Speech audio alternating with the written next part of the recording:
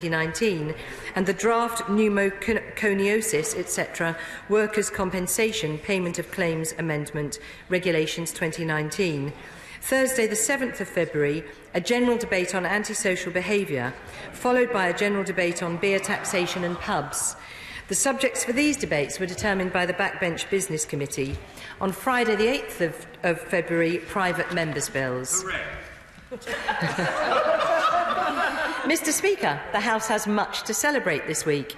Yesterday, the House agreed to additional days for private members' bills to give more excellent backbench proposals the chance to reach the statute book.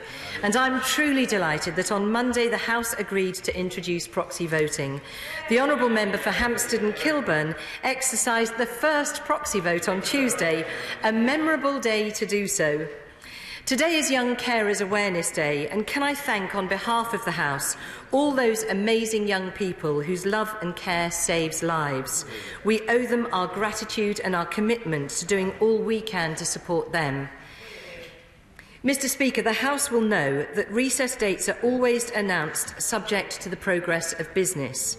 In this unique session of Parliament, and in light of the significant decisions taken by the House this week, it is only right that I give the House notice that there are currently no plans to bring forward a motion to agree dates for the February recess, and that the House may therefore need to continue to sit to make progress on the key business before the House.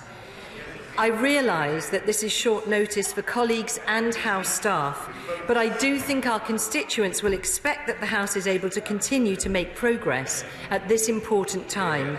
I will endeavour to provide confirmation of the sitting arrangements and business for February as soon as possible. Mr. Speaker, I am very sorry for the inconvenience that this will cause to colleagues, House staff and their families. Where House staff are concerned, conversations are underway to ensure that disruption is limited and no one is out of pocket. And where members have family, ministerial or constituency commitments, the usual channels will work hard with members to limit the inconvenience. Thank you. Very bad. Thank you, Mr. Speaker. I don't know whether to thank the Leader of the House for this last-minute change of plan. There is a way of doing this, and particularly through the usual channels. Is this the business, Mr. Speaker, staggering from one week to the next? I cannot possibly imagine what honourable members are going through with this announcement. Can the Leader of the House please say, because the Shadow Secretary of State for Education has asked me to raise, she heard it on the media, that it's possible that recess may be cancelled, what provision will be given to honourable members for their children? It can't be right that honourable members have to support their children in that way without the government stepping in and providing proper provision for it. Mr. Speaker, the House has a lot of business to get through before exit day on the 29th of March. Other than the withdrawal agreement, there are 6 other essential bills that need to be got through: the Trade Bill, the Immigration Bill, the Financial Services Bill, the Agricultural Bill, the Fisheries Bill and the International Healthcare Arrangements Bill. Will the Leader confirm that there will be substantial debates during those 2 weeks, rather than general debates as we're seeing next week? But I do want to thank the Government on one thing, Mr. Speaker, and that's to constructively work through the usual channels for ensuring that the REACH regulations that I raised last week will be debated on the floor of the House. I asked the Leader if she could do this again through the usual channels. We prayed against the Securitisation Regulations 2018. Mr. Speaker, securitisation is really important. It's the pooling of different kinds of loans and debts that are wrapped up in a financial package. I'm sure the Leader of the House knows how important it is, because this was widely regarded as being one of the reasons why there was the financial crash. Not only does that piece of secondary legislation amend primary legislation, which is an anathema to constitutional lawyers, but it affects criminal offences that are already on the statute book, and it transfers significant powers to the FCA. The SI doesn't quite make clear whether the FCA are going to get additional responsibilities, what those responsibilities are, whether they'll get additional resources for supervision or compliance. The Leader of the House said at Business Questions on the 17th of January that she remains confident that all required statutory instruments that need to be brought forward will be done so in time for the next exit, in time for exit days. So she'll know that there are 600 SIs that are still to be tabled. And last week, 21 SIs were laid, which was 7 short of the government's average weekly target. On a scale of 1 to 10, how confident is the leader that the SIs will be properly debated, given they're all wrapped up sometimes in one package, multiple SIs, by the 29th of March? Mr. Speaker, we've had 2 years of road to Brexit speeches. We stagger from vote to vote, from week to week, and today we hear the Foreign Secretary make an announcement on the radio that Brexit may have to be delayed. Is that the way to run a government? Informing people outside before you, Mr. Speaker, have been informed, or before the House has been informed? The Prime Minister said she wants no running commentary, and yet now she wants to meet with everyone. And I'm pleased to say that she met with the Leader of the Opposition and the Opposition Chief Whip yesterday. First, we are told it's the only deal in town, and now there's a renegotiation. The government voted for their deal, and now they say last week, on Tuesday, they vote against it. The Prime Minister has said nothing has changed. She's right, because the EU have said nothing will change. And yet the government are looking for alternative arrangements. So could the Leader of the House give us a clue on what exactly these alternative arrangements might mean? It's important because the Shadow Secretary of State for Health has said that there is a shortage of EpiPens, Epilim, aspirin and naproxen.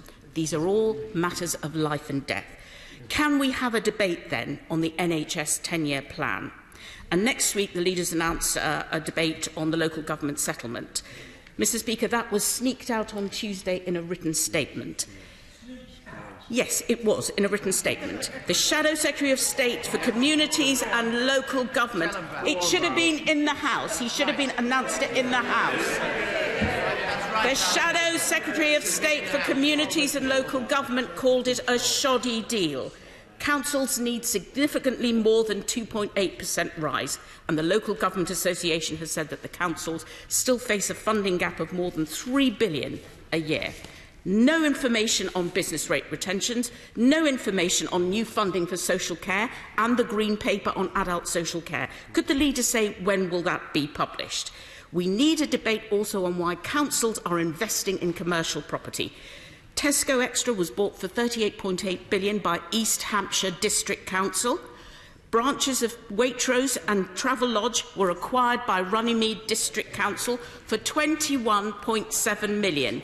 Ian Hayes from Runnymede told me that Runnymede Council had to request an increase in Council's authorised borrowing limit to facilitate earlier purchase of property acquisitions.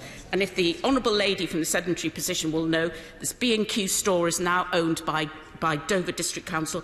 These are purchases of commercial property outside the local authorities. Mr. Speaker, I agree with the Leader of the House when she said it was an interesting day and a very important day on Tuesday. Anyone looking in Hansard will have seen the name of the Honourable Member for Kilburn and Hampstead. She was able to cast her vote by proxy. And it was done by the excellent Honourable Member for Lewisham Deptford. So we know it works. I'm just a bit saddened that the fact that the amendment that was raised wasn't referred to the Procedure Committee rather than agreed by the Government. And I hope the Government in future will refer things to the Procedure Committee to look at again. But the Honourable Member for Kilburn and Hampstead constituent Nazanin Zaghari Radcliffe, who works for Thomson Reuters, is still separated from Gabriella and Richard. It's over 1,000 days. The Government must act now to free her. Leader of the House. Well, I'm grateful to the Honourable Lady for her questions. First, I would say that, as she will be aware, as I've said a number of times in the Chamber, we have introduced in this session so far 46 bills, 33 of which have received royal assent, with 3 others waiting to receive royal assent. She asks whether we have time for all of our Brexit legislation by exit day, and I can absolutely assure her this is my day job, is to make sure on a daily basis that both the primary and the secondary legislation are progressing through the House, and that is the case and will continue to be the case. And I'm confident that the legislation we need to have royal assent, or to have, in the case of secondary legislation, made by the 29th of March will be done. In terms of secondary legislation for Brexit SIs, over 360 EU exit SIs have now been laid to date. We are making good progress. We are under pressure, but it's all very much under control, and we do expect to achieve what we need to do by the 29th of March. She asks about SIs that the opposition have prayed against, and as I consistently say to the Honourable Lady, the government has a good record of providing time to debate negative SIs that are prayed against by the official opposition, where a reasonable request is made. Now, the official opposition prayed against 6 Treasury SIs very late in the praying period, in fact, the last day before these were made, and didn't request debate through the usual channels. So I'm afraid it is quite late in the day to be making these requests, but I will continue to consider requests that are made through the usual channels. I'm pleased that she's pleased that the universal credit regulations that are subject to the affirmative procedure will be debated in both houses. She asks for a debate on the NHS 10-year plan, and I certainly think that that's a very good idea, and it's something that I will certainly take away as a representation from the Honourable Lady. She asks about the local government funding SI to be debated next week, and then asks for a debate, which I've just announced will be made next week, so I hope she's pleased that in fact there will be a debate. The fact she suggests that somehow a written ministerial statement is sneaking out news, as far as this Parliament has always been concerned, a written ministerial statement is not sneaking out news. It is providing information to the House which is entirely orderly. And then finally she mentions the appalling situation for Nazanin Zaghari-Ratcliffe, and she will be aware that my right honourable friend, the Foreign Secretary, has made it a personal mission to seek to free Nazanin so that she can get back to her husband and daughter. Well, the Honourable Lady says when. I'm not sure what she thinks that the UK government should do other than to continually, as we are doing, to make representations on the grounds of human rights and the innocence of Nazanin, to have her returned home to her family as soon as possible. Sir David Amis. Will my right honourable friend find time for a debate on the future of the National Lottery? Whilst it was set up with the very best of intention, it had been completely ruined by a multiplicity of games, all at the expense of small lotteries who give so much valuable support to many charities. My honourable friend is raising a very good point, and he'll be aware that the National Lottery has raised over £39 billion for good causes since 1994. The government is committed to ensuring both society lotteries and the National Lottery continue to thrive. There was a consultation on society lotteries to propose reform between June and September 2018 to try and allow society lotteries to grow by changing sales and prize limits whilst protecting the position of the National Lottery. And the Secretary of State for DCMS has said he will respond to the consultation in the first half of this year. Wishart. Thank you, the House, for announcing the business for next week. Well, who would have thought it? They're actually all united, Mr. Speaker, but united around a fallacy, an illusion, a fantasy. As an expert exponent of the elaborate richness of the English language, Mr. Speaker, you'll know that there's a word for their current condition: denialism. a person's choice to deny reality as a way to avoid a psychologically uncomfortable truth. Nothing could better sum up these unicorn-chasing Tories and the way that they can interpret, no, we will not renegotiate the political agreement, into yes, we will give you everything the honourable member for North East Somerset wants, is denialism madness. But at some point, the hard reality will have to catch up with this government. So can the House explain what happens when the Prime Minister inevitably comes back with nothing?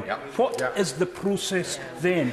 And we're grateful to the Leader of the House for confirming that there will no longer be a February recess, which I'm sure has gone down like a bucket of sick for some of our honourable friends who have already planned some of their holidays.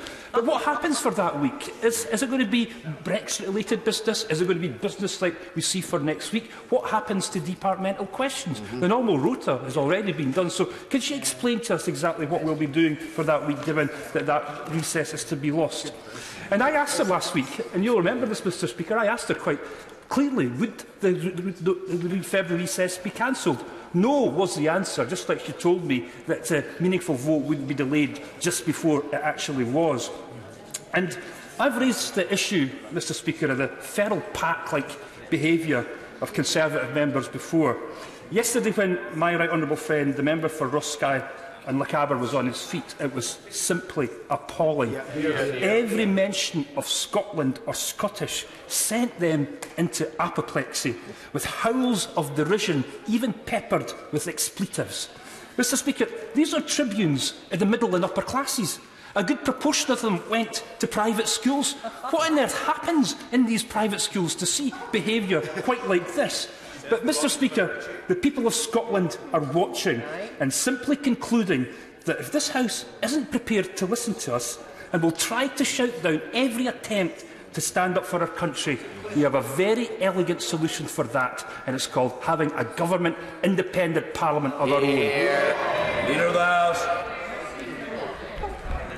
Well, Mr Speaker, I'm grateful to the honourable gentleman for raising the issue of denialism, and I would suggest that the Scottish nationalists in this place are in denial over the result of the Scottish independence referendum. And it's interesting that one of my favourite newspapers, The National, is reporting that the honourable gentleman himself is in fact questioning the merits of a second referendum on EU membership because he feels it might harm the Scotnat's chances of a second referendum on Scottish independence. I mean, he really is the denialist, if there's anyone in this place who is. And not only that, but he's also a pessimist. He's already setting out that government attempts will fail, which is deeply disappointing. I think if he looked very carefully at the last 2.5 years, he will see that actually what the Prime Minister's deal for withdrawing from the EU seeks to do is to ensure that we can have our cake and eat it, that we have successfully cherry-picked and done all the things that the EU said we wouldn't do, because we will be protecting jobs and our economy at the same time as leaving the EU and fulfilling on the referendum. So I think he should be a little bit more optimistic. He asks about Brexit-related business during the second week of February, and of course he will appreciate that there is a huge amount of Brexit-related business. He criticises the business for next week. These are very important Brexit-related statutory instruments, as well as some instruments that are always debated on the floor of the House of Commons. These are very important pieces of parliamentary business that the House should wish to discuss. He also somewhat inverted snobbishly suggests that members on this side of the House have all been to private school. As an ex-grammar school girl, and with a complete government side which is dominated by people who've worked hard in this life and want to do something for their country, he should be ashamed of that, but not nearly as ashamed as his right honourable friend, the member for Roskilde and Lochaber, should be for his appalling remarks in the chamber suggesting that there was anything other than a 100% commitment to the Belfast Good Friday Agreement. It was dangerous and it was an appalling thing to suggest, and it was completely untrue. Theresa Villiers. Mr Speaker, could we have a debate to welcome today's announcement by NHS England that thousands more GPs will be recruited and that they will have extra staff from trained professionals such as pharmacists? Leader of the House. Well, my right honourable friend is absolutely right. We should all be delighted at the fact that not only is this government making the biggest investment in the NHS in its history, but that is translating, as we've heard already today from Dr Simon Stevens, the head of the NHS, that what they are doing with that is training more doctors, training more nurses, but really importantly providing direct access for patients to be able to go directly to a physiotherapist or to somebody who can sort out their care needs more quickly, freeing up more time for GPs to spend more time with those patients who need it. Mr. Edmonds. I'm very grateful, Mr. Speaker. The Leader of the House will be delighted to know that I went to a good school. It was approved. Mr. Speaker, we don't yet know when the time will be allocated for a day of debates on departmental estimates, but we are asking that applications for such debates are submitted by Right Honourable and Honourable Members by next Friday, the 8th of February. Mr. Speaker, the Leader of the House will know that I always try to help her to plan ahead, and with that in mind, we have a very heavily subscribed application to celebrate International Women's Day, which is on the 8th of March, with a debate on Thursday the 7th, if at all possible.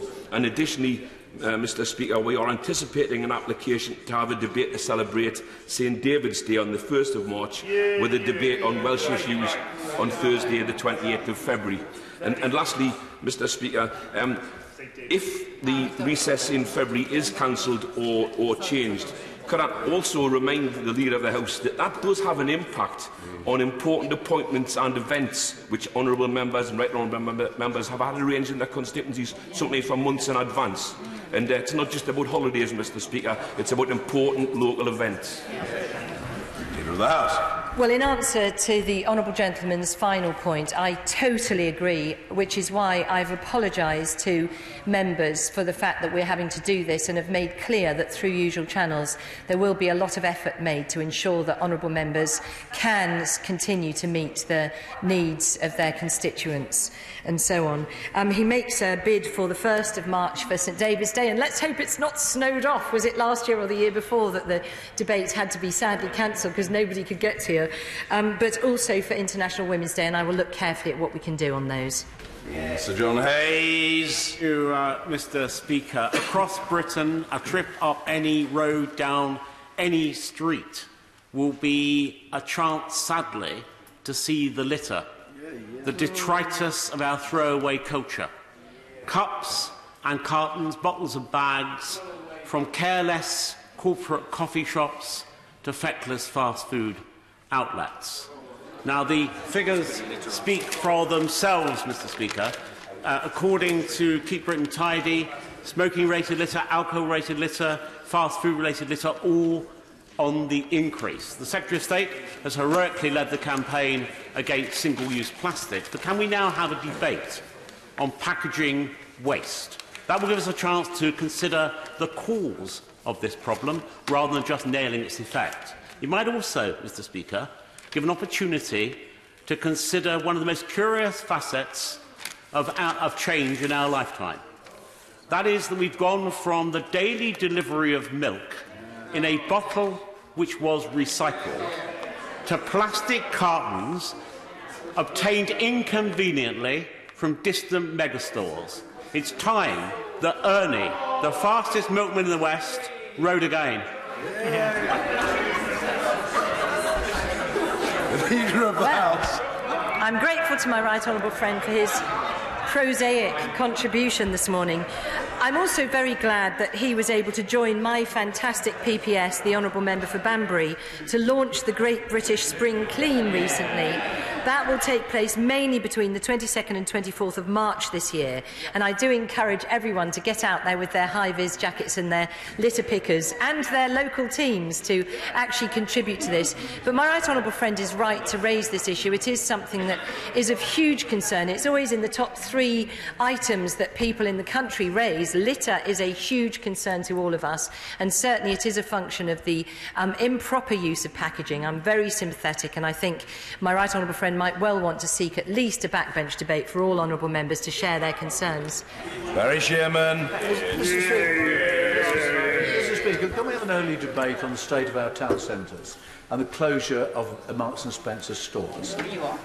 Marks and Spencer's used to be a company with high ethical values. Indeed, it used to buy a lot of their materials in Huddersfield for suiting and ladies' fashions.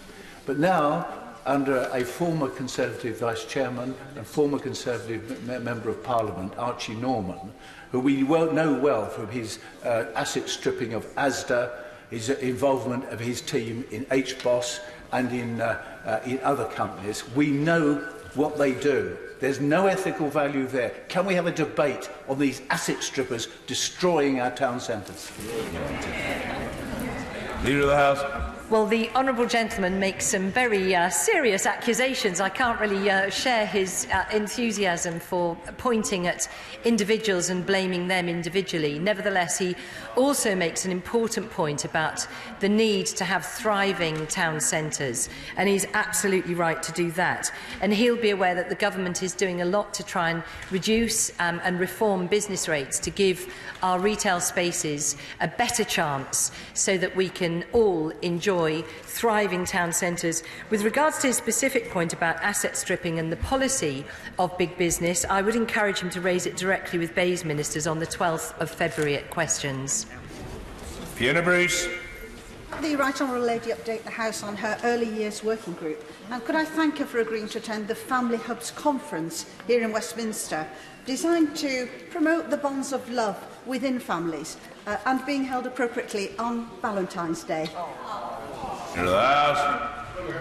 Well, I'm delighted that my honourable friend has raised this issue. The interministerial working group that I'm chairing on behalf of the Prime Minister is looking at ways in which we can provide more support for the critical early years of a baby's life to ensure that we have strong, socially well-secured and established human beings in our society, which is absolutely vital to see the society change that we want to see.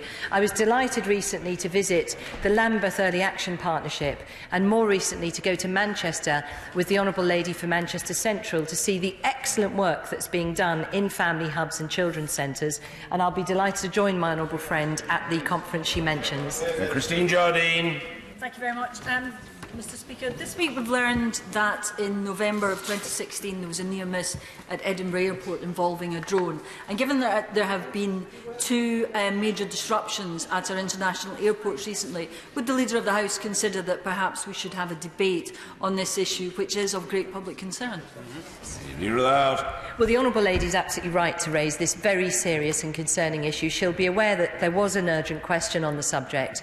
I myself actually have a constituency business that is seeking to provide a solution to this problem, so I have a personal interest in it. But she'll be aware that we have transport questions on the 14th of February, and I'm sure ministers will update her then. Ian Littlegranger. Thank you, Mr Speaker. Exeter City has just brought out an excellent report looking for 20 years ahead for the security and the growth of their city centre. Across the border, my county town, Taunton, is more like Aleppo than anything else. Could I please have a debate in government time in this place, following on from the member opposite, on town centres and how they must look forward to visionary experiences as opposed to looking back for what has happened in history? Leader of the House. Well, my honourable friend is absolutely right that local authorities and local enterprise partnerships do need to properly plan for the thriving future of their town centres and their regions. And he makes a very good point, and I would encourage him to seek an adjournment debate so he can raise his particular issues. Paula Sheriff. Mr Speaker, I've been contacted by a group of women in my constituency who've been adversely affected by changes to their state pension age. They are actually struggling to make ends meet, and it isn't good enough for the government to keep saying that nothing further can be done for these women. May we have a debate on this very important issue in government time, so perhaps we can reach a consensus on how we can support these women. Well, the Honourable Lady will be aware that the Government has listened very carefully to the concerns of that particular group of women. It was right, and it is right, that the state retirement age should be equalised, and the Government has taken steps with committing over £1 billion to support those who were worst affected, so that no one will see their pension age change by more than 18 months relative to the 1995 Act timetable, and that those with the most significant changes received at least 7 years' notice. Maggie through. Last week I held a Westminster Hall debate on the contribution that the furniture industry makes to our economy, where members across this House highlighted the important role of their small and medium-sized furniture manufacturers. Following on from that, can we have a debate in government time on the importance of supporting SMEs across all industries? All right. Well, first of all, can I pay tribute to the Honourable Lady for the work she does as chairman, I believe, of the APPG on furniture. And she's right to stress the importance of SMEs in our economy. She'll be aware that small businesses, as part of our modern industrial strategy, are being supported with new investments to boost their productivity and ensure they can continue to thrive in the future. And in fact, I can tell her that 15 projects from around the United Kingdom have won a share of the £2 million Business Basics Fund, which is a part of our modern industrial strategy. Vernon Coker. Can I say to the Leader of the House, it is absolutely unbelievable that the Home Secretary has announced this morning in the papers, on the radio, about a knife crime initiative. Where's the statement to this House? Why isn't the Home Secretary here addressing this House about one of the most crucial things facing our constituents up and down this country?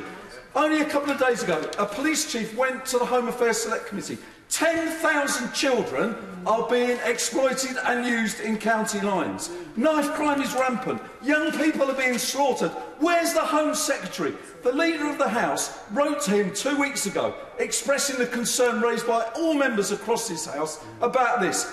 Where is he? How can he announce it in the papers and on the radio, and we have no opportunity to ask him about the progress of a serious violence strategy? So I'll tell the Leader of the House, it is an absolute disgrace, and the people of this country will not understand why, in the face of this national emergency, the Home Secretary has gone missing. Well, first of all, can I say to the Honourable Gentleman, I absolutely share his grave concern, and he's absolutely right to raise all of the concerns of Honourable and Right Honourable members about the appalling spike in knife crime. He's absolutely right to raise that. What I can say to him is that what my Right Honourable friend, the Home Secretary, was talking about is an amendment that he's proposing to bring forward to the Offensive Weapons Bill, which was laid yesterday for the House's information. And my Right Honourable friend also wrote to opposition front benchers, and I've asked him to send a copy to the Honourable Gentleman so that he also is aware of this issue. All honourable members will be aware that this has been discussed for some considerable amount of time, and what I can say is that the new deterrent in the form of knife crime prevention orders is in effect to try and prevent young people from getting into a life of knife crime. I thank the Leader very much for what she said, which does at least explain the chronology of events. However, for the avoidance of doubt, let it be clear that it is utterly discourteous to the House of Commons for an important initiative to be announced outside of this chamber by means of media interviews. The fact of which the Right Honourable Lady has helpfully informed us, that the Home Secretary wrote to shadow ministers, is of interest, but in terms of the priority of a statement in the House, it is frankly neither here nor there. The way in which ministers are held to account is by interrogation in this chamber. Simply writing a letter to an opposite number and then beetling off to do a radio or television interview won't do. It's simply not up to the required standard. And what I say to the honourable gentleman, who is one of the least partisan members of this House and is naturally by instinct collaborative, is this. If a minister doesn't come to this chamber to announce a policy when he or she should do, there are well-established means by which to ensure the presence of a minister at the first parliamentary opportunity thereafter. If members seek such an opportunity, it will be provided, and amongst other things, I think we'll all be interested to know what possible credible explanation for the conduct can be proffered by the Minister of the House. In the absence of a credible explanation, what of course is required is an unqualified apology. Sir Mike Penning. Speaker, as colleagues around the House know, I'm not enormously party political as well, and I completely agree with the gentleman and his comments that the House should have been informed. But there is one issue that is bringing this House into disrepute today, and that is a member of this House is in prison and continues to be an MP. My constituents and other constituents around the country do not understand that. They do not understand that, how anybody can be convicted of a crime and still be a member of this House and be in prison. The police officers that protect us here, they lose their pensions, they lose everything. Something is seriously wrong. So can we have a debate, in the time we've got now, it seems, to actually change the law that allows the public to believe that what we do is right, and if you go to prison, you shouldn't be in this House? The Leader of the House. Well, of course, my honourable friend is quite right. It is not acceptable for residents of Peterborough that their Member of Parliament is unable to represent them, very physically unable to represent them, but also is choosing not to do what I think all honourable and right honourable members would say is the right thing to do.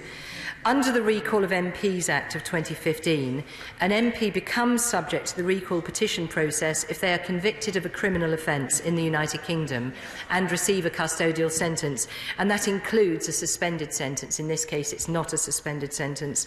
In the case, however, of a criminal conviction, the recall condition will not be met unless the appeal period expires without the conviction, sentence or order having been overturned on appeal. So what that means in layman's terms is that until all appeals are finalised, the recall petition will not be triggered. So I do agree with my honourable friend that it would be right for that member to stand down and allow her local residents to choose a new Member of Parliament. Thank you. John Speller. Thank you, Mr. Speaker. And can I just say to the Leader of the House, I'm not sure the Prime Minister will share her enthusiastic call for the citizens of this country to come out on the street in high-vis jackets after the example of what we've seen in France.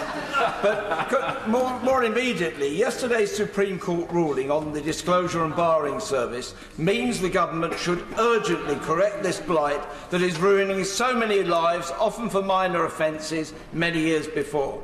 So, given the limited nature of next week's business, will the government take the earliest opportunity to end this scandal, which would have support on all sides of the House, but also transform the lives of so many and enable them to contribute to the economy and also to society? The Leader of the House. Well, in response to the honourable gentleman's first point, I think we would call them the gilets verts, because obviously they're a green version of the gilets jaunes, and perhaps we could rebrand it and have some sort of positive form. But he makes a very serious point in his second remark. He's absolutely right to raise that issue here. I would urge him to take it up at Justice Questions, which are on Tuesday the 5th of February. Douglas Ross. Thank you very much, Mr. Speaker. Could we have a debate on unique foods? Last week, as many of us celebrated Ravi Burns, Sheila Gray from Fochabers Ice Cream Parlour in Murray, in her own nod to the bard, was creating a new variety of ice cream which blended whisky, tatty scones and haggis. So will the Leader of the House join me in congratulating Sheila for this latest imaginative variety, particularly since loyal customer 84-year-old Charlie Armour, after trying the ice cream, described it as better than sex. The Leader of the House. Well, Mr. Speaker, with 84 years of experience, I'm sure Charlie would know. So I'm not sure it would be my first choice of flavour, but I guess it would have to be tasted to be believed. I understand that Sheila attracts customers from far and wide, and I'm sure it's a fantastic tourist attraction. And I believe that on top of that, she's a tireless fundraiser in the local community. It's certainly the case that our thriving food and drink sector contributes almost £30 billion to our economy, and we have people like Sheila to thank for that. So congratulations to her for her extraordinary new invention, and I hope to perhaps try her creations for myself one day. Gavin Newlands. Mr Speaker, I'm sure all of us in this place, including the Leader of the House herself, has many cases involving CMS and maladministration. The issues are legion, Mr Speaker, but just one example involves CMS being informed of an ex-partner being in work in September 2016, CMS taking until December 2017 to confirm employment, but by May 2018 still no payments had been made.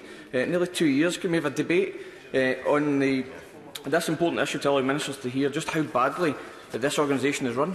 Yeah, as if I were. You know. The Leader of the House. Well, the honourable gentleman is raising a very concerning issue that's arisen in his constituency, and he's right to do so. If he'd like to write to me, I can take it up with the department on his behalf, or he might like to seek an adjournment debate to discuss the more general concerns that he has. Bob Blackman. Speaker, rough sleeping is the visible sign of homelessness, and the rough sleeping figures should be announced today. I'm waiting to see what they look like. But it can't have escaped anyone's attention that the temperatures in this country are plunging. So could we have a statement from the Secretary of State on what he is doing to actually ensure not only that we deal with rough sleeping, that people are safeguarded so that people do not die on our streets in this terrible weather? Leader of the House. Yeah, my honourable friend has been an advocate of doing more for homelessness for a very long time, and I pay tribute to him for that. And he's absolutely right. It is so cold outside now, and we have to do everything we can to make sure people have somewhere warm and safe to sleep. He'll be aware that the government has made this a domestic priority. I believe that our honourable friend, the Homelessness Minister, was visiting a night shelter just 2 days ago, and has made it her priority to see numbers of homeless dropping as soon as possible. I myself have been working with the Director General in this place to ensure that those who are homeless, who are sleeping outside Parliament, should be better cared for and helped to find night shelters. It is, of course, a very difficult and challenging problem with many facets to it. Even in cases where night shelters are provided, sometimes homeless people don't want to use them. But my honourable friend is right to keep raising it, and it is a big priority for the government to see those numbers halved and eventually eradicated. Diana Johnson. Mr Speaker, can I first of all thank the Leader of the House and the Backbench Business Committee for allocating on the 7th of February a debate on antisocial behaviour, because I know in many honourable members' constituencies that's a rising problem.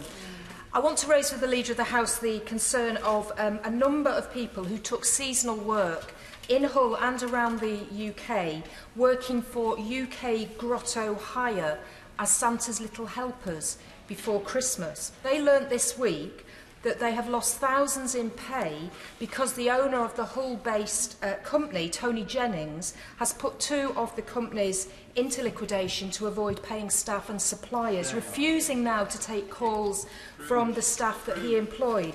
So isn't it time that the government allocated time for a debate on who is a fit and proper person to set up a company, and on ending the spiv practice of putting companies into liquidation in suspect circumstances, running off with the takings, only to open up another company in another name? Leader of the House. Yes, well, the Honourable Lady is right to raise this issue. I've had situations very similar to this in my own constituency. It's a huge concern that some people seem determined to rip off those who've given of their time and their work deliberately to then seek to open a different company and effectively steal their pay, and it's absolutely appalling practice. The Honourable Lady might either like to seek an adjournment debate to raise the specific issues, or I would encourage her to raise it at Bay's questions on the 12th of February. Dr Matthew Offord. As the owner of Maximus, I welcome the government's introduction of the animal welfare regulations last October. But many doggy daycare services and boarding kennels, such as Waggington's in my constituency, are worried that they're overly complex and are at risk of putting them out of business. Can we have a minister from DEFRA come to the dispatch box, explain how the regulations were put together, also what dialogue happened with such daycare providers, and explain to these people how they're able to work within these regulations without putting them out of business? Well, my honourable friend rightly recognises the high animal welfare standards that we have in this country, and we are committed to continuing to be amongst the best in the world in terms of our commitment to animal welfare. I would encourage him to perhaps write to ministers in DEFRA seeking further clarification, or indeed if he wants to write to me, I can take it up directly with the department on his behalf. Anna Turley. Mr. Speaker, can we have a debate in government time on fairer funding for northern constituencies, particularly those with a former coalfield history? Because I was shocked to see the front page of the Times today suggesting that members of this House would be offered bribes or sweeteners if they sign for the Prime Minister's deal, which we know will make those constituencies worse off. And given this is a government that has taken £6 billion out of northern constituencies, is it not time that they actually had a proper debate on fairer funding for the north instead of bribes and pork barrel politics? Well, what I'd say to the Honourable Lady is actually it is this government that has shown a huge commitment to the North through the Northern Powerhouse, through the city deals, the devolution deals, the establishment of mayors in some of our great northern cities. And it's this government that's invested over £250 billion in infrastructure since 2010 in public and private investment. The public investment part of that is 14% higher on average than under Labour. We've invested in the biggest rail programme since Victorian times, the largest road building programme since the 1970s, and much of that is focused on our northern towns and cities. I just do not think it's reasonable for the Honourable Lady to suggest that nothing has been done for the North. We've seen increased employment, increased investment, increased opportunities. Leader Bone. Thank you, Speaker. Following on from what the Leader has just said, in Wellingborough there's great news. We've got the electrification of the Midland Main Line, and we've got big improvements on the Chowns Mill roundabout on the A45. There's one slight problem, sir, that there are bridges that have to be demolished to get the electrification. And as the Leader of the House of North Hampshire MP, she will know you cannot go from the M1 to the east coast without going along the A45. That is going to have westbound closed for 9 months, and the local bridges in my constituency have been demolished. So unless this is a sneaky plan to keep me stuck in Wellingborough until after Brexit Day, could the Leader of the House sneak out a written statement on Monday about how we're going to deal with this chaos? Leader of the House. Well, I hope my honourable friend isn't suggesting for a moment that he wouldn't love to be trapped in Wellingborough until after Brexit Day. It is a very nice place, after all, and I'd happily come and visit him there. He'll be aware that we've got transport questions on the 14th of February, and he might like to take it up there. But at the same time, I do share his concerns. They are very specific to Northamptonshire, and he might also like to seek an adjournment debate. Stephanie Peacock. Thank you, Mr. Speaker. Whether it's their failure to send cervical screening letters to over 50,000 women, their inhumane approach to PIP assessments, or failure to bring in 90% of recruits our army needs, the disastrous shortcomings of Capita are all too clear. So can we have an urgent debate in government time on the failure of this government's privatisation strategy? Leader of the House. Well, what I can say to the Honourable Lady is there have been concerns expressed about Capita, and she'll be aware that the Cabinet Office have significantly changed the arrangements for monitoring the way in which government contracts are fulfilled. That work has been very important and remains ongoing. She raises some very specific issues, which I would encourage her to raise at Cabinet Office questions on the 6th of February, and perhaps also to seek a Westminster Hall debate so that all honourable members can discuss their own concerns. Chris Davis. Thank you, Mr Deputy Speaker. My local Brecon and Reddenshire branch of the Royal Agricultural Benevolent Institution, under the very capable chair of Mrs Elaine Stevens and her hard-working team, carry out tremendous work for farmers and farm workers who have carried out and who have, for various reasons, fallen on hard times. So can I ask my right honourable friend for time for a debate on what more can be done to encourage such a worthwhile and valued charity such as Rabbi? Leader of the House. Well, I'd certainly like to pay tribute to Elaine. As a former Secretary of State myself and representing a rural constituency, I do know from first hand how hard farmers work and at times how much they can need our support. I am aware of the amazing work carried out by the Royal Agricultural Benevolent Institution, and I know that Minister Eustace met representatives of farming charities just in last November, including Rabbi, to discuss how they're supporting farmers in the aftermath of the 2018 drought. It's absolutely vital that we continue to work to support farmers as we leave the European Union, and I certainly look forward to the opportunities that that will result in for our farmers and food producers. Drew Hendry. Thank you, Mr Deputy Speaker. I've been contacted over the past few weeks by several Citizens Advice Bureau advisers who are experiencing increased delays when calling the ESA helpline. I'm told that delays of over half an hour and up to an hour are a daily and commonplace occurrence. I'm sure the Leader of the House will agree this is unacceptable given the pressure her government is putting on these agencies. Can we have a statement on the performance of this so-called helpline? Leader of the House. Well, the honourable gentleman raises what is a concerning issue. I'm not personally aware of it from my own constituency caseload. I would encourage him either to write a parliamentary question or perhaps to seek an adjournment debate so he can raise it directly with ministers. Chris Green. Thank you, Mr Deputy Speaker. The Leader of the House is right to highlight the government's powerful agenda on devolution, including public transport, especially local bus services. Unfortunately, in Greater Manchester, we have seen no progress being made in this area. In fact, the local Labour leadership are slashing 33 different bus services across Greater Manchester. In the run-up to the local elections in May, can we have a debate on how people can hold their local politicians to account? Leader of the House. Well, my honourable friend has a strong voice for his area and he raises a very good point. The Greater Manchester Combined Authority and the Mayor have all the powers to initiate improvements to local bus services, thanks to our Bus Services Act. The Greater Manchester Combined Authority Functions and Amendment Order 2019 will mean that clear responsibility for bus reform and funding lies with the Mayor, who local people can hold to account.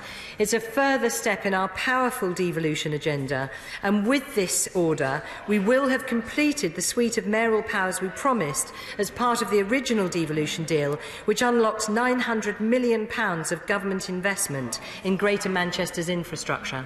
Kate Green.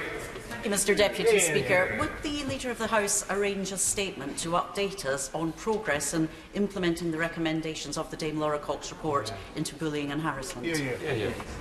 Leader of the House. The Honourable Lady gives me the opportunity to inform the House that the House Commission met to discuss progress on the Cox recommendations just this last Monday. And there is progress. The key recommendations have all been committed to by the House Commission. There's work underway to establish an informal group that will meet to discuss how to remove members of Parliament from the responsibility for measuring each other's transgressions. And there is also further work underway, both in the 6-month review of the independent complaints procedure and in Laura Cox's recommendations on how to ensure that historic allegations can be brought before the independent complaints procedure. I will update the House further as soon as I'm able to do that. John Ludman. Thank you very much. Many parts of the country are struggling with difficult winter weather conditions. So will the Leader of the House join me in paying tribute to the council workers who dry gritters, the health services who keep people safe? But could we have a statement in particular just for what we can all do to keep vulnerable, elderly and disabled people safe during these difficult winter conditions? Leader of the House. Well, my honourable friend raises such an important point.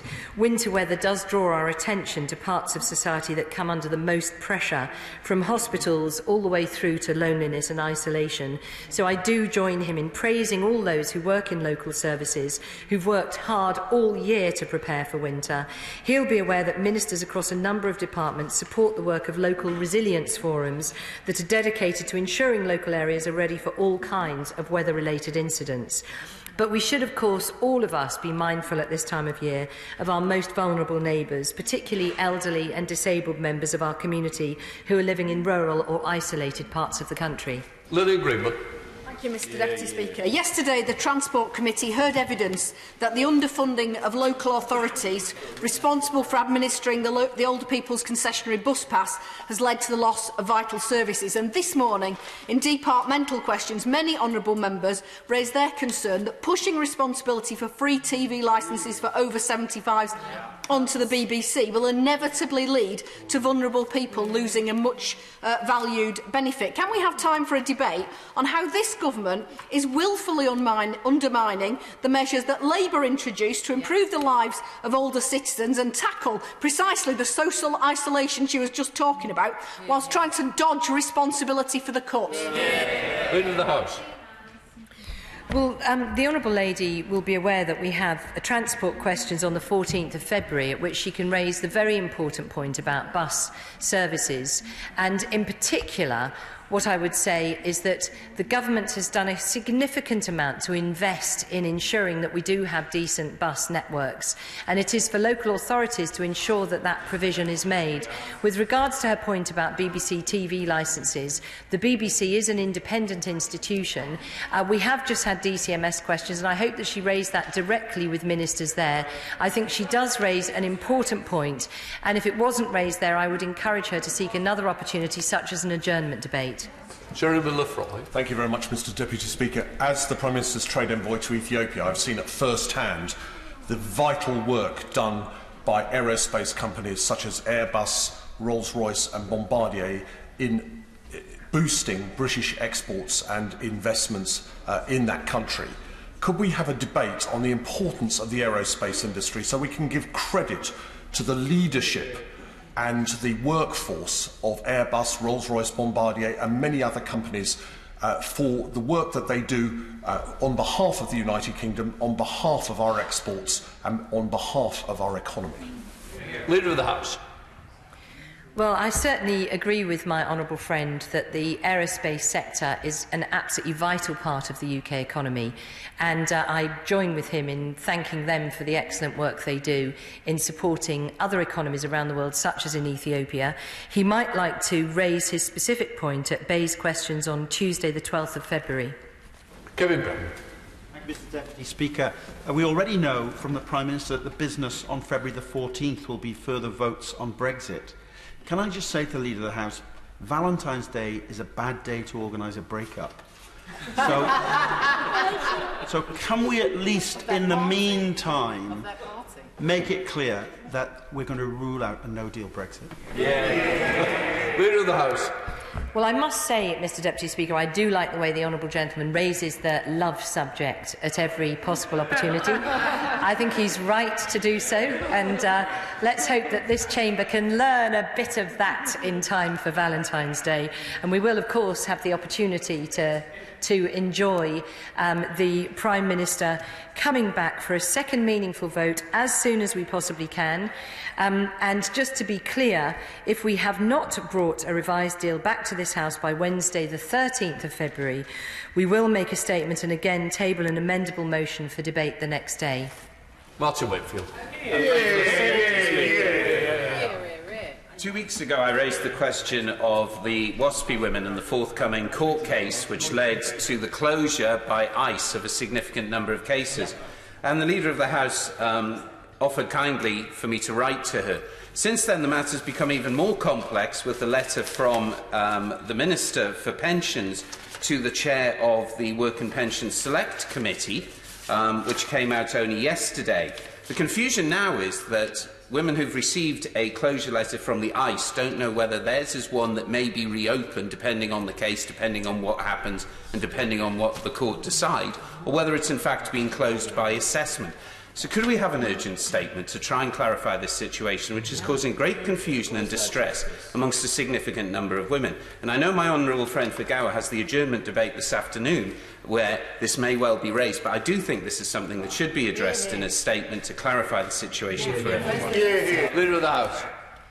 Well, I think the honourable gentleman is absolutely right to raise this issue and his understanding of it. I would encourage him to perhaps seek to participate in his honourable friend's adjournment debate today, and then if he wants to write to me following that, I can take it up with the department on his behalf, or indeed he can, of course, write to them direct.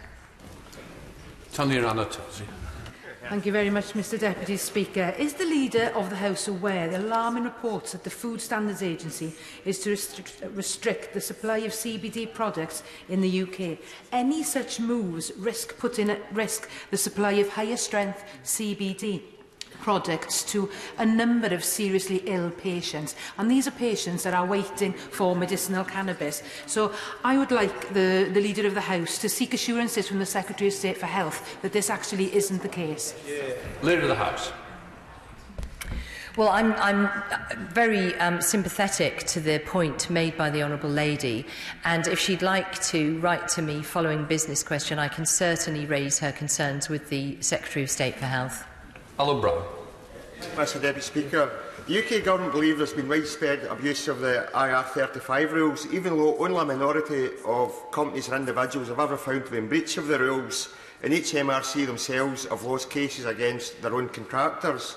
Now, I've got a constituent who operates as a self-employed IT consultant, and most of his work is in England. But under the new rules the Government is bringing in, any reimbursement he gets for flights and hotels which are necessary is going to be treated as taxable income. This means his business model fails, or he actually has to move from my constituency down to England. Now, his overheads have already increased because of additional insurance needed against any spurious HMRC investigations. So given the Tories are supposed to be the party that protects entrepreneurs, can we have a government statement or a debate on the impact of these rule changes and possibly have a rethink? Leader of the House. Well, the Honourable Gentleman's raising a very specific tax issue that's specific to a constituent of his, and he's absolutely right to do so in the Chamber, but I would encourage him either to seek an adjournment debate or to write a parliamentary question to ministers, as it's not something I can respond to from the dispatch box today. Liz McInnes.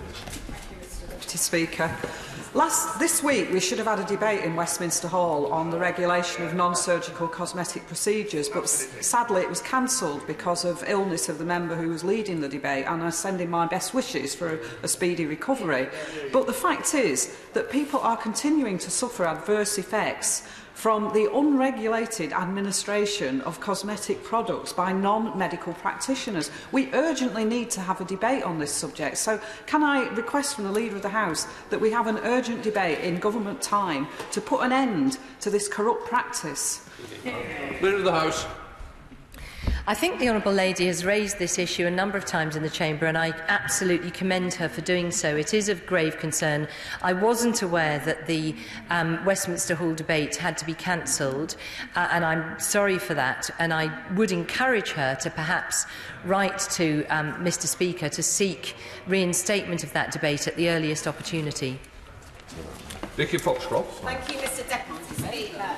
Since the Home Secretary's announcement that the Government would adopt a public health approach to address violence, we have heard nothing. Nothing on funding, nothing on how, just gimmicks. And today the Minister has announced knife crime prevention orders, and as the Honourable Member for Gedling went and stated in the media, not in this House, these criminalise children as young as 12 years old. Instead of criminalise them, we need to tackle the root causes. So when can we have an urgent statement on how this fits into the Government's supposed public health approach? Leader of the House. Well, the Honourable Lady has raised this issue a number of times, and I've been very pleased to be able to give government time to 2 debates on what is an incredibly serious issue that concerns honourable and right honourable members right across the House. She is aware that the government has published a serious violence strategy backed by £40 million of new funding. She'll be aware of the £200 million Youth Endowment Fund to provide support to getting children and young people at risk off the path towards crime. She'll be aware of the £22 million over the next 2 years for an early intervention youth fund to support youth groups and communities with early intervention and prevention measures, and £1.5 million for the anti-knife crime community fund to help communities themselves tackle knife crime. It is an enormous priority for the government, as she well knows. I pay tribute to her for continuing to raise it here and absolutely assure her that this remains a top priority for the government. Ian Murray. Thank you, Mr Deputy Speaker. Mr Sabiri and Mrs Habiba Mirand are 83 and 70-year-old great-grandparents who live in my constituency. They've lived in Edinburgh for over 40 years. Their children, grandchildren and great-grandchildren are all British citizens. The Home Office have refused their application to stay.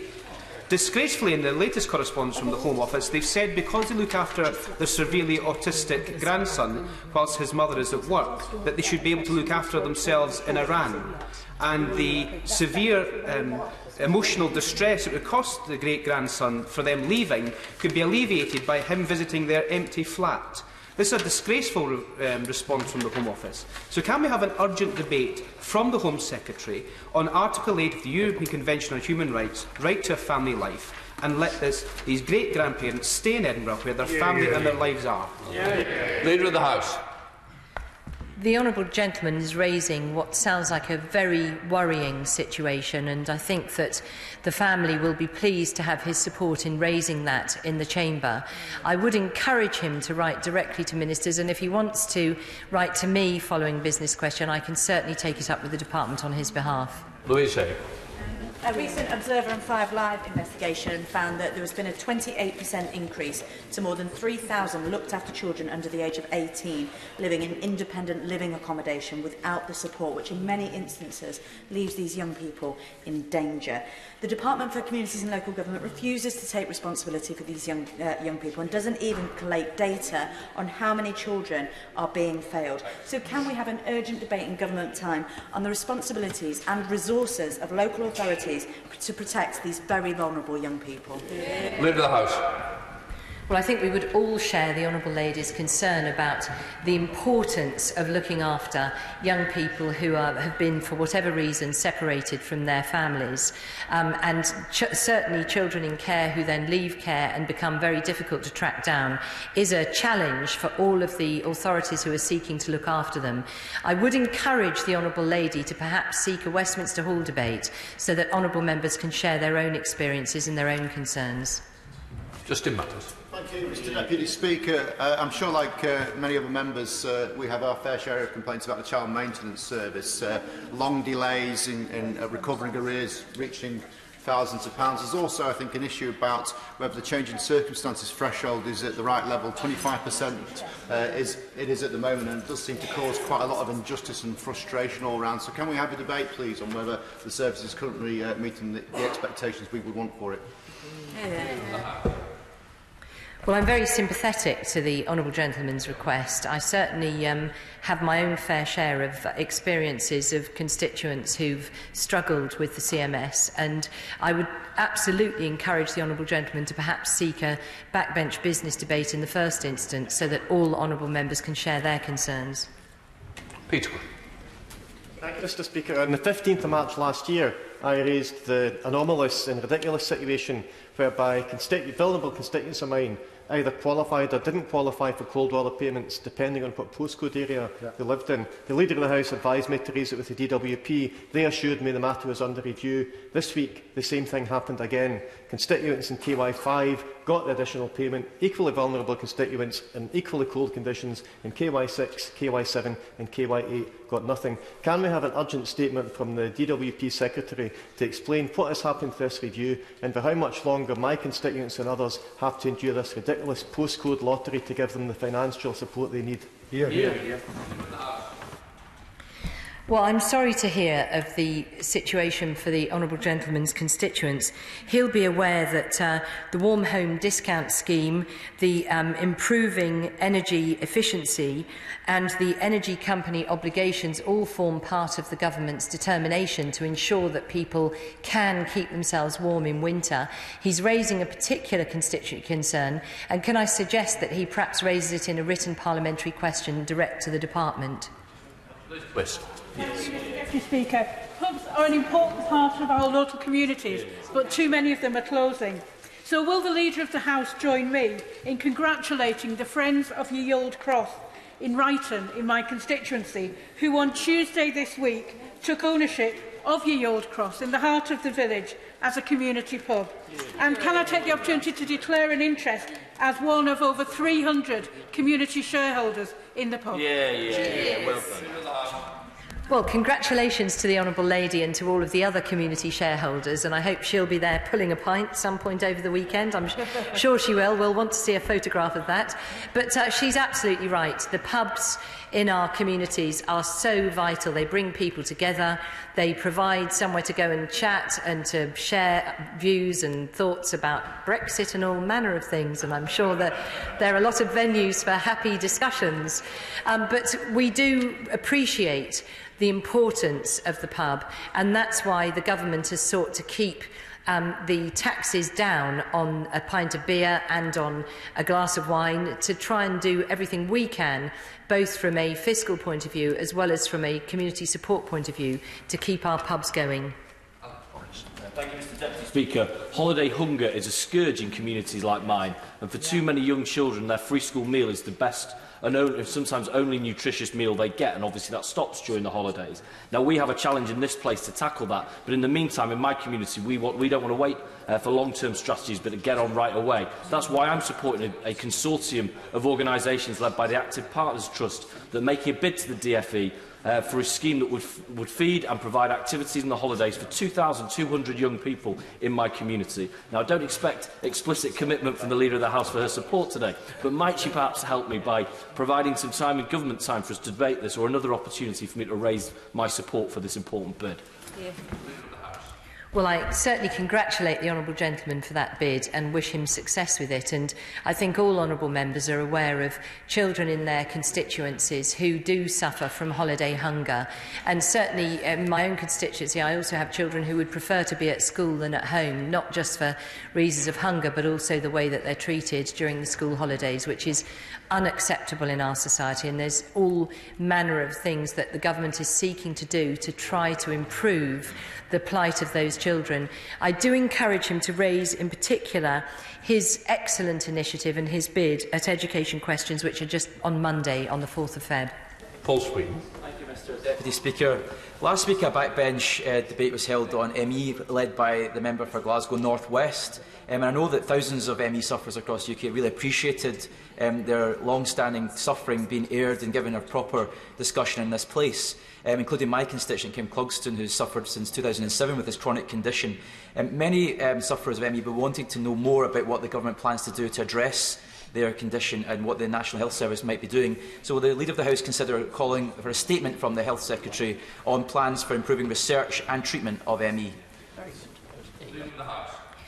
Well, the honourable gentleman is absolutely right. It was a well-attended debate, and I think all of us have received emails from our constituents thanking Parliament for having that debate and at last recognising a condition that all too often just simply gets ignored. I think the honourable gentleman's right to seek further information from the Department for Health on what their response will be to that debate, and perhaps he could raise it at the next Health Questions directly with ministers, or seek an adjournment debate so that he can ask those questions directly. Dr David Drip. Mr Deputy Speaker, we reference here the exchange between the Leader and the Shadow Leader. DEFRA is still struggling to get through 88 SIs before the end of March.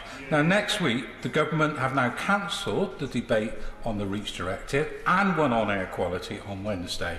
How can we be expected to do the right job of scrutiny as an opposition if things get cancelled and we haven't got the resource to be able to pull things together at relatively short notice? Will she actually think of giving us some more money so we can do this job of scrutiny properly? Leader of the House. Well, I'm not entirely sure what the honourable gentleman's question is. As I made clear to the Leader of the Opposition, I am very closely monitoring the passage of secondary legislation as well as primary legislation, and I remain confident that SIs are being brought forward as necessary for those that need to be made before the 29th of March. And it is a very carefully managed process, in fact a new process introduced in this session, to make sure that we can manage all of the business that's needed by the time we leave the EU. Stuart Seaman. Deputy Speaker, 3 extra sitting days for private members' bills are welcome, but can I ask the Leader, when will we see the necessary money resolution for the Refugee Family Reunion No. 2 bill that was introduced by my honourable friend for Nail in the Ar? was voted for at second reading in this House. Surely it's time for the Government to respect that vote, and when will we see this money resolution? Well, what I'd say to the honourable gentleman is that the Government does have an excellent record of supporting PMBs to the statute book. In the 2010 Parliament, 31 private members' bills received royal assent, and if you include the 2015 to 2017 Parliament, the number more than doubles that of the 2005 Parliament. And there's been some excellent new legislation made as a result of the efforts of private members' bills. Now, we do support the principle of family unity and have helped reunite 24,700 family members in the last 5 years. Our policy is very clear that we want to support refugee families, but as to the progress of the specific private members' bill that he asks about, we do give money resolutions in the appropriate order as those bills come before Parliament. Nick Smith. Thank you, Mr Deputy Speaker. Will our statute books be ready for exit day? Well, as I've said, this is now the third time of saying this in this debate, I am very closely monitoring the primary and the secondary legislation that's needed for Brexit date, and I am confident that we will be able to pass all of the legislation necessary by the 29th of March. Chris Elmore. Kind and generous man, Mr Deputy Speaker. Can I, although not in his place, can I echo the calls for the Chair of the Backbench Business Committee for a debate for specifically Welsh MPs and anyone else who'd like to join in around St David's Day? And I'm sure the leader will echo my calls of wishing the Welsh team all the very best on Friday night in beating the French as the Six Nations begin. But can I ask the leader for a statement? 2 weeks ago, St David's Church in Pontycymru in the Garrow Valley in my constituency was broken into in an act of mindless vandalism. They achieved nothing apart from damaging crosses to try and gain access to a safe that they couldn't do. They forced open lead windows, leaving huge amounts of damage. So rather than asking for a debate about mindless staggering vandalism, can I ask for a debate, whenever the leader would like, around the importance of the church, not just as a place of worship for bringing communities together, because what's happened in my constituency is the community have rallied, they've raised money to repair the church, and they will carry on being a hub for the community and for my constituents. Well, I absolutely share the honourable gentleman's good wishes to the Welsh rugby team on Friday night.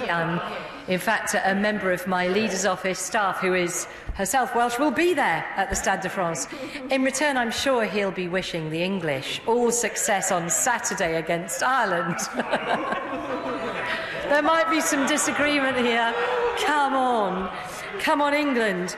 Anyway, sorry, Mr Deputy Speaker, but the honourable gentleman raises a very serious point.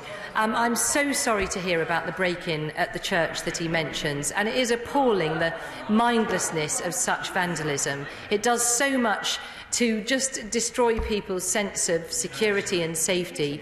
And he's absolutely right. The church does so much good in our communities, from running food banks to providing help for elderly and disabled people and people who are lonely and so on.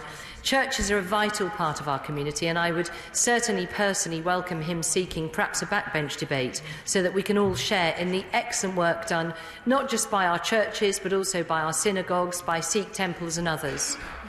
Just to help the leader, it's the start of the Super League tonight, Rugby League. Jim Shannon. Thank you, Mr Speaker. Just in relation to the England-Ireland match, just to remind the Leader of the House, the outcome of that match could mean very, very much in the conference and supply motion.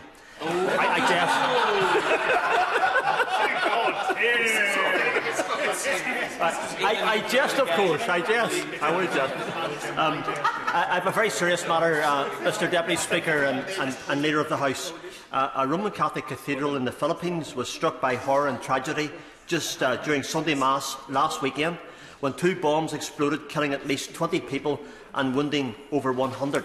Responsibility for this devastating attack, which killed both civilians and some police officers who were trying to protect them, was claimed by Daesh. Across the world, terrorists are picking on and attacking and killing those who are worshipping their God in their place of worship. So will the Leader of the House agree to a statement or a debate on this ongoing and global terrorist violence? Leader of the House. Well, the honourable gentleman raises an incredibly serious point about the rights of those who wish to worship, whatever their faith. and the appalling abuse by terrorists of their right to do so.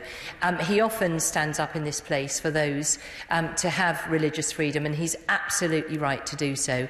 I commend him for what he said today, and I do encourage him to seek perhaps an adjournment debate so he can raise it further. And to his other point, I can tell him that I shall be with a very good friend of mine who originates from Northern Ireland, so I think that there will be we'll be eating curry and celebrating whatever the outcome on Saturday. Sir Oliver Letwin. Thank you, Mr Deputy Speaker. I'm very grateful for you allowing me to get in. I was grateful to the Leader of the House for confirming that if the Government has not got a Section 13(1) motion to put before the House before the 13th of February, it will instead put a motion under a different section, a different part of Section 13 on that day. But can I get her to clarify what the situation will be if the Government has brought a Section 13(1) motion by that date, and it has been voted upon, and it has been rejected? Will she confirm that under those circumstances the Government will put forward a statement and a motion in neutral terms which is amendable? Well, what I would say to my right honourable friend is it is very difficult for me to say specifically exactly what the process for agreeing any further motions will be in the event of different particular outcomes, as he will be aware that if we do achieve a revised deal, we will be bringing it back to this House for a second meaningful vote as soon as we possibly can. A point of order, Pete Wishart. Mr Deputy Speaker, during business questions, the Leader of the House announced that the February recess would no longer be going ahead. She wasn't able to give us any details about what type of business would be debated, considered that week, and whether there would even be departmental questions. I just wondered if you have been notified, Mr Deputy Speaker, whether the arrangements have been put in place. This is only 2 weeks' time, and most importantly, has this been communicated to the staff of the House that we rely on in order to do our business? Yeah, yeah. I can reassure you I'd not been informed. I was listening with great interest, like everybody in the House. What I would say is that business can change, and I wouldn't have thought it's been, the ability to communicate to the staff before you communicate to the House would have been the wrong procedure. But I'm sure that people look to try and accommodate the needs of staff as well. But as we know, the House business must continue. It is a priority. But no, I wasn't told, and I was just like everybody else, and quite rightly, we were all told at the same time. No other points of order. What I'd like to do now is we come to the Select Committee statement. Murray Cray will speak for up to 10 minutes. I call Murray Cray. Thank you, Mr Deputy Speaker, and can I begin by thanking you and the Backbench Business Committee for allowing me to present this interim report on the sustainability of the fashion industry to Parliament. This is the 15th report of this Parliament's Environmental Audit Committee. And can I also thank the dedicated staff and honourable and right honourable members of our committee who, despite the Brexit crisis, continue to work tirelessly to hold the government to account on environmental protection. I'm delighted to see so many members in their place. We launched our inquiry in June last year to examine the social and environmental impact of fast fashion and the garment industry, looking at what actions consumers, retailers and government must take. And our final report will be published next month. Today is the interim report, and it focuses on retailers' responsibility to ensure they employ people fairly, reduce fashion's footprint and make sure that fashion does not literally cost us the earth. We heard evidence that fast fashion encourages the overpurchase, overconsumption and underutilisation of clothes. This leads to excessive waste. We throw 11 million items of clothing worth £140 million into the bin in the UK every year. People in this country buy more clothes per person than in any other European country. 27 kilos a year, or 2 big suitcases. Twice what the stylish Italians wear. And this is spurred on by retailers selling clothes at pocket money prices. £2 t-shirts, dresses for a £5, encouraging consumers to constantly change their wardrobes, stay on trend, Instagram it and treat garments as single-use items. But if retailers are selling their T-shirts for £2, how much are the people making them getting paid? Not enough, and they're working in terrible conditions sometimes. Livia Firth from EcoAge said this morning on Radio 4, we wear the stories of the people who make our clothes. And if we wear those stories, we must reflect deeply on the fact that 5 years ago the Rana Plaza building collapsed in Bangladesh. It killed 1,130 garment workers, and it was the biggest industrial accident of the modern age. The victims were mostly young women producing clothes in inhumane conditions and being paid poverty wages to fuel fast fashion on the UK high street. But our inquiry has heard that harsh working conditions are not just a problem in Asia and China. We've heard worrying evidence of illegal practices in clothes factories here in the UK, particularly in Leicester, where 10,000 textile workers produce more than 1 million items of clothing a week. One whistleblower told me they saw fire exits padlocked shut. Online retailer Misguided told us that 2 of their inspectors were manhandled by factory bosses. And it raises the question, if that is how factory owners treat their potential customers, what are the conditions being endured by their workers? We heard their workers are working long, gruelling shifts, often earning as little as £3.50 an hour. HMRC told us that since 2012, over 90 factories in the UK have been caught in breach of minimum wage regulations, illegally underpaying their workers and forced to pay out £90,000 in wage arrears, an average wage arrear of £900 per worker. David Metcalfe, the Director of Labour Market Enforcement, said in his first annual strategy that labour abuses, exploitation and modern slavery are all part of a single continuum of abuse and need to be tackled holistically. So in autumn last year, we wrote to the UK's top 10 fashion retailers, 4 major online retailers and 2 supermarkets, including which were Tesco and Asda. We asked 16 questions. For example, whether they were signed up to WRAP's Sustainable Clothing Action Plan to reduce their carbon, water and waste footprint, or ACT, Action, Collaboration and Transformation, an initiative from the Global Garment Workers Union, Industrial, working towards a living wage for all garment workers through collective bargaining, and about their use of sustainable cotton and recycling. Based on their replies, we've grouped them into 3 categories: most engaged, moderately engaged and least engaged. And only 6 of the 16 retailers are signed up to that ACT Global Trade Union Initiative. So we're pretty shocked to see a group of major household name retailers failing to take action to promote action to protect their workers. Let's take their responses in turn. The most engaged retailers were ASOS, M&S, Tesco, Primark and Burberry, who all use organic or sustainable cotton in some of their garments and recycle their materials. All have in-store take-back schemes or recycling banks, but we were shocked to hear that Burberry had incinerated over £26 million of clothing last year. We welcome their commitment to end this completely unsustainable practice. All 5 of these engaged retailers are members of the Ethical Trading Initiative, which aims to improve conditions for workers globally. And the committee particularly welcome ASOS becoming the only retailer to sign a global framework agreement with Industrial, the global trade union, committing to the highest standards on trade union rights, health and safety and labour relations. We would like to see many more retailers follow their lead. We believe that freedom of association is far better than company audits at driving up worker protection. The moderately engaged retailers were Next, Debenhams, Arcadia Group and Asda.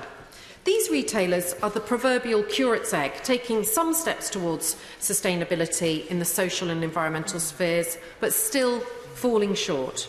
Next, for example, do not run take-back schemes for used clothing, saying it would just be too expensive.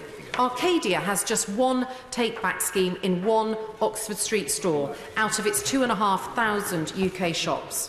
None were committed to reporting on climate change risk, and only Next is taking action to tackle hazardous chemical discharges in its fabric supply chain. But our real concerns are around the least engaged group of retailers. JD Sports, Sports Direct, Amazon UK, TK Maxx, Boohoo and Misguided. Clear industry laggards. And Kurt Geiger did not even give us the courtesy of a response, so I leave you to draw your own conclusions on that. None have signed up to WRAP's Sustainable Clothing Action Plan on reducing their carbon, water and waste footprint. Internationally, none had signed the ACT Labour Rights Agreement. Amazon was notable in its lack of engagement. It is taking none of the sustainability actions that we asked them about, nor is it signed up to ACT or the Ethical Trading Initiative. And its size, its online reach and its potential for growth as a fashion retailer means it must get serious about its responsibilities. We also have major concerns about the online retailer Boohoo's approach to trade unions. We asked its joint CEO, Carol Kane, about unionisation at its distribution depot in Blackburn. And she told us that they would recognise a trade union if there was a demand from workers. There wasn't really any sort of a demand. And shortly after that, we got a letter from Mike Aylward from the Usdaw trade union contesting her evidence, saying, and I quote, "Boohoo has, over a prolonged period of time, refused even the most basic level of engagement with Usdaw and appears hostile to the very idea of recognising a trade union. So we recommend that Boohoo engage with Usdaw as a priority and stop blocking union recognition and collective bargaining for its UK workers and its workers overseas." So to conclude, this report, an interim report, shows the current business model for the UK fashion industry is unsustainable. We're disappointed that so few large retailers and supermarkets are showing leadership. And if we're to tackle climate change, cut emissions and reduce fashion's heavy footprint, these socially exploitative and environmentally damaging practices must end. Retailers must do more. By publishing this report, customers, consumers can make informed choices about where they choose to spend their money. We know they want to use their spending power wisely. It is time that retailers followed their lead, and we will be setting out a blueprint when our full report is published. And I commend this report to the House. Mr. Speaker, you'll know just by looking at me that I used to be the Minister for Fashion for 6 years. And the Honourable Lady will know, just looking at me, that none of my clothes enjoy a single-use outing. May I warmly welcome her report, and I would urge ministers to consider it. The British fashion industry is one of our most successful parts of our economy, and the British Fashion Council does a huge amount to promote it and indeed promote sustainability. Does she agree with me that her report is so good that it should not gather dust, and that ministers and other willing members should work with her and fashion stakeholders to give British fashion actually a fantastic competitive edge in being the world's leading sustainable fashion industry? The right honourable gentleman for that question. He is right that the UK fashion industry is a £32 billion industry, and in areas like my own in West Yorkshire we have a long, proud tradition of textile manufacturing, of weaving, of spinning. I have the Sirdar factory in my Wakefield constituency, and of reusing and recycling through the shoddy and mungo industries into mattresses and carpeting and bedding. So this is a proud industry, and what we found is that no one is speaking for the end-to-end industry. There's people focused on the high street, there's people focused on the fashion council side of things, all the exciting creativity, and then there's the textile manufacturers, but they're not really all together in one group. We think that they need to speak with one voice, and I visited the UK Textile Centre of Excellence last week in Huddersfield, where I could see some of the plasma technology, the digital laser technology that they are inventing to reduce fashion's footprint and to make clothing have antimicrobial properties, to become more waterproof. So instead of chemical processes that wash off and wash down the drain, they are done at reasonably low temperatures with no chemical or water discharges. This is the future of fashion, but we're inventing it here, but it's being exploited by a US company which is shortly listing on the AIM market. So we need to keep this homegrown technology in our country. We've got these fantastic heritage brands. I'm wearing a John Smedley sweater today, made in Derbyshire, worn at least 1,000 times, darned. They offer lifetime repair and reuse services, along with Church's shoes and Burberry's raincoats, again made in Wakefield, in the next door constituency, the constituency for Normanton. We have to celebrate what's good, and we have to shut down the bad things. Thank you, Mr Deputy Speaker. I'd like to thank my honourable friend for this report, which we welcome. I note the reluctance of certain clothing manufacturers to cooperate in any attempt to audit the environmental impact of their business, and in one case a point-blank refusal to engage at all. Climate change does not respect political sensitivities, Mr Deputy Speaker. Whatever is said in this chamber will make no difference to the rate of global temperature increase unless we can reduce our consumption of fossil fuels globally. And every area of our lives needs to be geared to that objective fact.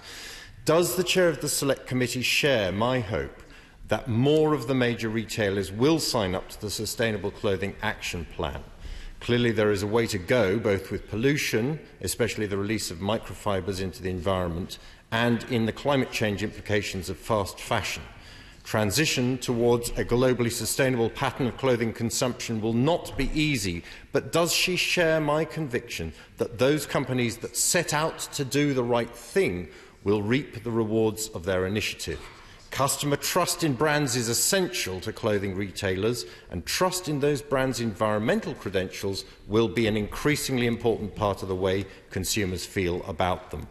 And those companies that are already striving to improve their environmental impact will be better placed to meet any regulatory or financial changes that may come about as a response to climate change. Finally, would she agree with me that the fashion industry can and must contribute to the move towards a more sustainable pattern of global consumption, and does she share my trust that the government will take the recommendations from the Environmental Audit Committee very seriously indeed when they come out in the final report?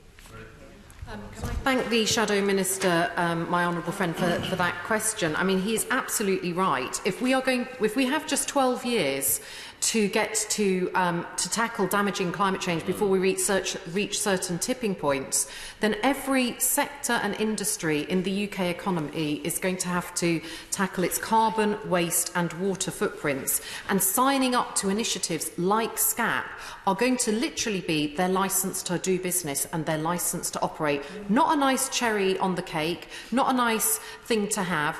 And I think the fact that often the sustainability manager and the buying manager are running in parallel in these companies, rather than the buying manager feeding into the sustainability manager, is a problem, because cost per garment is put against environmental and social cost per garment, and the financial cost always wins out. We need to change that relationship, and I agree with him.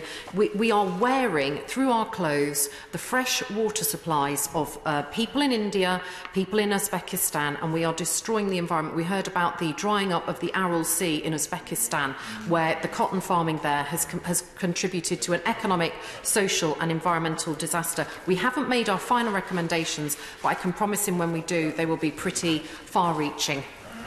To Matthew Offord. Mr Deputy Speaker, the Honourable Lady for Wakefield makes the point that considerations about the fashion industry don't just comply with economic conditions, but also social conditions around the world. So I'm sure she would agree with me that it's in everyone's interest not only to buy from the highest ethical producers, but no doubt to buy from British companies as well.